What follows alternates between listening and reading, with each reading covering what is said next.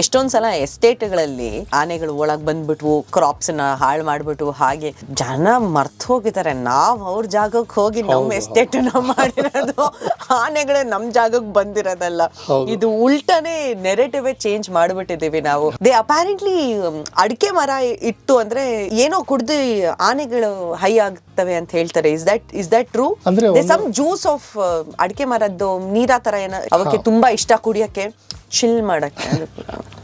ಪಶ್ಚಿಮ ಘಟ್ಟಗಳಲ್ಲಿ ಬೈನೆ ಮರ ಅಂತ ಬರುತ್ತೆ, ಕ್ಯಾರಿಯೋಟಾ ಯುರೆನ್ಸ್ ಅಂತ ಹೇಳಿ. ಅದಕ್ಕೆ ಜನನು ಮಡಕೆ ಕಟ್ತಾರೆ ಹೆಂಡ ತೆಗಿಲಿಕ್ಕೆ. ಕೆಲವು ಸಲ ಆನೆಗಳು ತಿಂತವೆ. ಆದ್ರೆ ಅದಕ್ಕಿಂತ ಬಹಳ ಫೇಮಸ್ ಅಂತ ಹೇಳಿದ್ರೆ ಸೌತ್ ಆಫ್ರಿಕಾದಲ್ಲಿ ಅಮರೂಲಾ ಅಂತ ಒಂದು ಮರ ಇದೆ. ಅಮರೂಲಾ ಹಣ್ಣನ್ನ ಆನೆಗಳು ಹೈ ಆಗಿರೋದು ಬಹಳ ವಿಡಿಯೋಗಳಿದಾವೆ. ಆನೆಗಳ ಜೊತೆಗೆ ಆ ಬಬೂನ್ಸ್, ಮಂಗಗಳೇನಿದೆ ಅದು ಹೈ ಆಗಿರೋ ವಿಡಿಯೋಗಳು ನೀವು ಯೂಟ್ಯೂಬ್ ಅಲ್ಲಿ ನೋಡಿದ್ರೆ ಬಹಳ ಸಿಗುತ್ತೆ. ನಮ್ಮ ಜನ ಇಂದಿರಾನಗರ ಮೇನ್ ರೋಡ್ ಅಲ್ಲಿ ಅಲ್ಲಿ ಇಲ್ಲಿ ಸಂಜೆ ಹೆಂಗ್ ಹೋಗ್ತಾರೆ ಅದೇ ತರ ಅವುಗಳು ಓಡಾಡ್ತಾ ಇರ್ತಾರೆ. ಅಬ್ಸಲ್ಯೂಟ್ಲಿ. ನಾವು ಕೋಳ, ಇಂದಿ, ಜಾಯ ಅಂತ ಜಾಗಗಳಲ್ಲಿ ಜನ ಹೋಗಿರೋ ತರ ಕಾಡುಗಳಲ್ಲಿ ನಮ್ಮ ಆನೆಗಳು ಹೋಗುತ್ತೆ.